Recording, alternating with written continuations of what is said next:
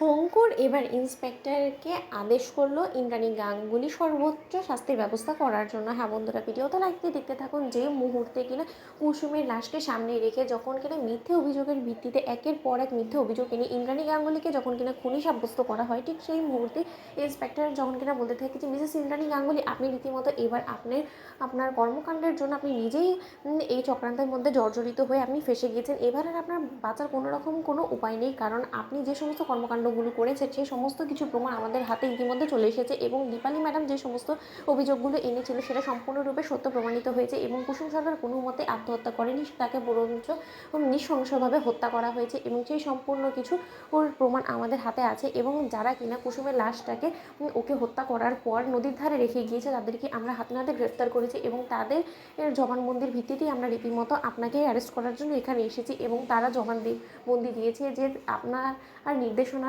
মেনেই তারা রীতিমতো এই সমস্ত কর্মকাণ্ডগুলো করেছে। প্রথমে আপনি কুসুমকে শ্বাসরোধ করে হত্যা করেছেন, তার পরবর্তীতে আপনি তাদেরকে আদেশ করেছিলেন তারা যাতে নদীর ধারে কুসুমের লাশটাকে ফেলে রেখে যায়, যাতে করে কিনা এটা সমস্ত লোকেদের চোখে ধুলো দেওয়া যায় এবং এতে করে যাতে সমস্ত লোকের এটাই বুঝতে পারে যে কুসুম রীতিমতো নিজের উপরে মিথ্যে অ্যালিগেশনসগুলো না মেনে নিতে পেরে আত্মহত্যা করেছে। ঠিক সেই মুহূর্তে যখন কিনা শঙ্কর ক্ষুব্ধ হয়ে বলতে থাকে যে ইন্সপেক্টর, তাহলে এই অপরাধী এখনও কেন আমার মেয়ের লাশের সামনে দাঁড়িয়ে আছে? আমার মেয়ে চোখের সামনে থেকে ওকে দূর করে দিন, এই মহিলাটাকে আপনি এক্ষুনি গ্রেফতার করুন। ঠিক সেই মুহূর্তে আয়ুষ যখন বলতে থাকে শঙ্কর কাকা, তুমিও আমার মায়ের বিরুদ্ধে চলে গেলে, তুমি একবারও ভাবলে না যে না এই মহিলাটা যার কথা কিনা তুমি বলছো, যাকে কিনা তুমি হাত করা পড়াতে উঠে পড়ে লেগেছো, সেই ব্যক্তি হলো গিয়ে সেই মানুষটা যে কিনা তোমার মেয়েকে গাঙ্গুলি গ্রুপ অফ কোম্পানিজের ব্র্যান্ড অ্যাম্বাসেডর বানিয়েছিল, ওকে এত সম্মানের জায়গা দিয়েছিল, সেই মানুষটার পক্ষে কী করে তোমার মেয়েকে এরকম নৃশংসভাবে হত্যা করাটা সম্ভব বলো তো? ঠিক সেই মুহূর্তে ইন্দ্রাণী গাঙ্গুলি যখন বলতে থাকে যে আমি রীতিমতো সম্পূর্ণরূপে একটা চক্রান্তের শিকার হচ্ছে ইন্সপেক্টর, আপনি কেন বুঝতে পারছেন না বলুন তো? কে আপনাকে টাকা খাইয়ে সমস্ত কেস সাজাতে বলেছে বলুন?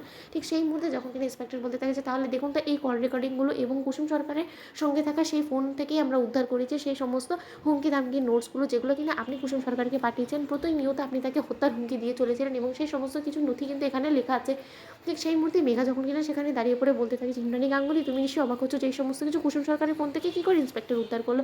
আসলে তো সেই সমস্ত হুমকি দামকি নোটসগুলো আমি তোমার ফোন থেকে কুসুম সরকারের ফোনে পাঠিয়েছিলাম, যাতে করে কিনা কেউ এটা না বুঝতে পারে যে তুমি সেরকম কোনো কাজই করনি এবং সন্দেহটা অন্য কারো উপরে গিয়ে পড়ে। তার জন্য তো তোমাকে সম্পূর্ণরূপে দোষী সাব্যস্ত করার জন্য এই সমস্ত চক্রান্তগুলো আমি এবং দেবলীনা মিলে করেছি এবং এবার তো তোমার বাঁচার কোনো রকম কোনো উপায় নেই।